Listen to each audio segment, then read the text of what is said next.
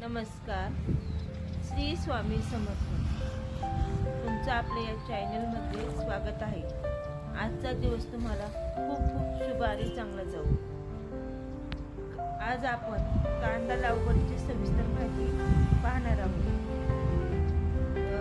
आपल्याला कांदा लागवडीसाठी जमीन कशी लागते, पाण्याचे प्रमाण, खुरपणी, तणनाशक कशी फवारायची, काढणी, याची आपण माहिती बघणार आहोत.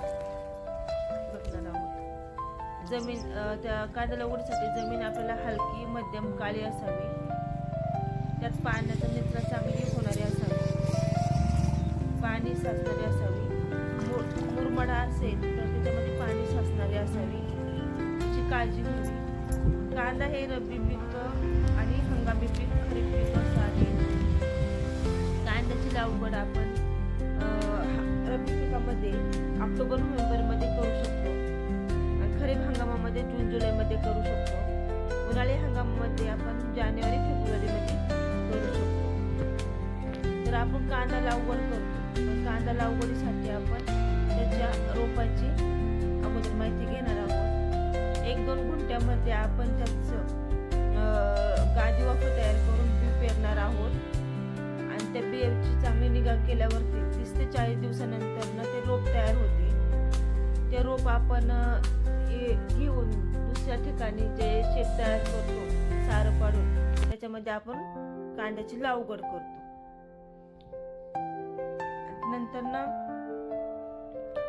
पण आपण लागवड करण्याच्या आधी त्या जमिनीमध्ये शेणखत हेक्टरी 20 ते 25 टन वापरायचं आहे.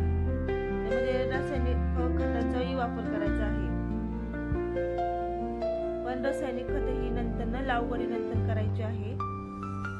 लागवड केल्यानंतर जेव्हा आपण दुसऱ्यांदा पाणी देतो त्याला आपण आंबोनी म्हणतो. त्या टायमिंगला आपल्याला नत्र, स्फुरद, पालाश अशा रासायनिक खतांचा वापर करायचा आहे. नत्र हे खत वापरलं म्हणजे आपण कांद्याच्या लागवडीची वाढ होण्यासाठी नत्राचा वापर केला. स्फुरद हे खत वापरलं तर आपण त्याच्यापासून आपल्याला कांद्याच्या मुळांची वाढ होते. पालाशपासून आपल्याला पालाश हे रोगप्रतिबंधक असतं, त्याच्यामुळे या खताचा वापर करणं आवश्यक असतं. लागवडीनंतर 8-10 दिवसांनी पाणी द्यायचे असते आणि उन्हाळ्यामध्ये त्याला 5 ते 7 दिवसातच पाणी द्यावे लागते. कांद्यात पाणी साचून देऊ नये जास्तीचे. पाणी जास्त झालं तर कांदा सडण्याची शक्यता असते.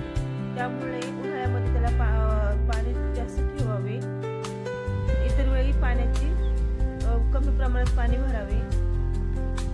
त्याची 2 ते 3 वेळा खुरपणी करावी किंवा आपण तणनाशकही वापरू शकतो. गरजेनुसार वेळेवर फवारणी करावी.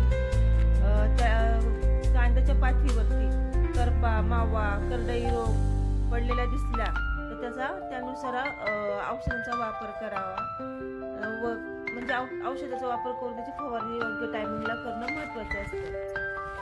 जेव्हा आपली कांद्याची पात वाळती म्हणजे पिवळी पडते आणि अशी जमिनीला टेकायला लागते, तेव्हा समजायचं कांदा आपला हा मोठा झालेला आहे. पण त्याच्या अगोदरच 3 ते 4 महिन्यामध्ये कांदा काढायला येतो. कांदा काढणीसाठी काढायचा म्हणजे उपटायचा आणि उपटून तिथेच काढून ठेवायचा.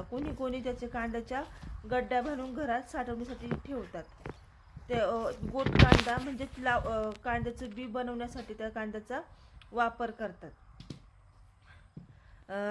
कांदा हा बाजारात विकायला नेल्यावरती नेतात तर कुणी त्याच्या वखारीमध्ये त्याची साठवणूक करतात. साधारण सरासरी उत्पादन हे 250 ते 300 क्विंटल हेक्टर निघते.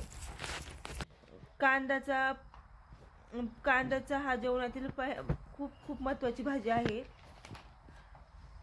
तो कच्चा किंवा शिजून दोन्ही प्रकारे खाल्ला जातो. कांद्याचं जीवनसत्व सी, फायबर, अँटीऑक्सिडंट असतात. कांदा खाल्ल्याने पचन सुधारते आणि रोगप्रतिकारशक्तीही वाढते. आरोग्यास फायदेशीर असून पचन व रोगप्रतिकार शक्ती वाढते. भारत हा कांद्याचे प्रमुख उत्पादन महाराष्ट्र, कर्नाटक, मध्य प्रदेशमध्ये घेतले जाते.